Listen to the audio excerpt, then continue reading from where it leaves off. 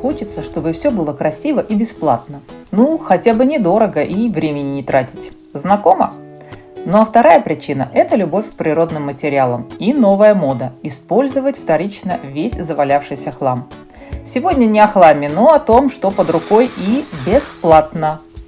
Эти ивовые кустарники я посадила еще 15 лет назад. Не пугайтесь, так долго ждать не надо. Буквально года 3 и из в землю воткнутых палочек вырастут густые кустарники. Я их уже не раз обрезала под ноль, но теперь они растут еще быстрее. За сезон метра 2-3 вырастают ветки. В дальнейшем ветки становятся толще. И я вот использовала их для колышков забора из веток. Кстати, колышки прирослись. Забыла сказать, будем делать опоры для плетистых растений. У меня пока плетистые только розы, но и клематисам такие подойдут. Из инструментов я использую аккумуляторную пилу, такую удобную, легкую. Чем хороша такая ива? Посмотрите, ее ветки довольно ровные, мастерить будет удобно, да и красиво получится.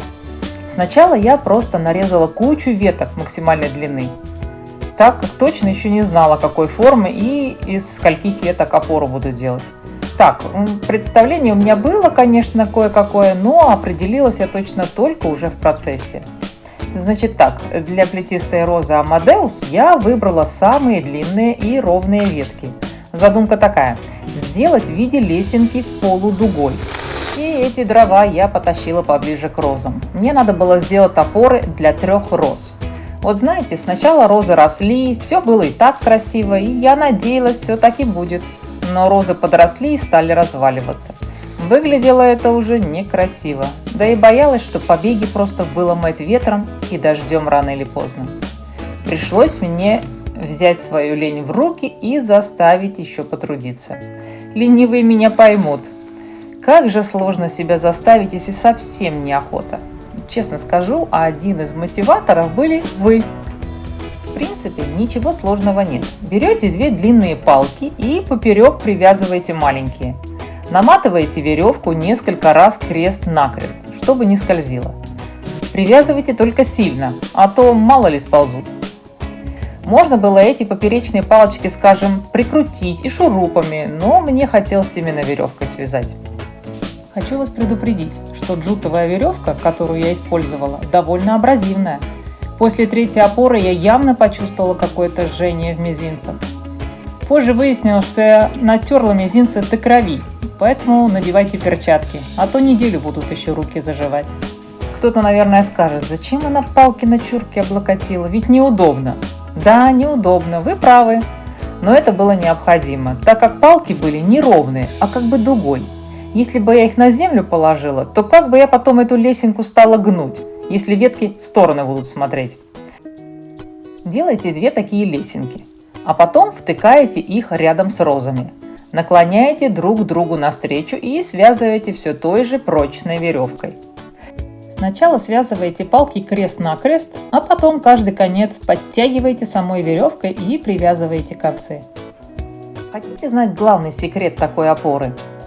У кого есть плетистые розы, те знают, что стационарные опоры, где поперечные палки приварены, если это железная опора, могут сломать ваши розы. Как сломать? Да вот разрастутся розы за лето, а как их потом из этих опор вынимать? Розы же не гнутся сильно. Я видела не одно видео розоводов, кто сначала своим опорам радуется, а потом к осени понимают. В этой же мной сделанной опоре такой опасности нет, ведь она полностью разборная. Развязали веревочки, ну или срезали, и вуаля, ни одна веточка не повредится. Ну хорошо, вы скажете, что такая опора недолговечна. Воткнутая в землю, она сгниет. Ну, во-первых, за сезон не сгниет точно. Во-вторых, можно в землю вбить железные трубы, в которые вставлять уже палки.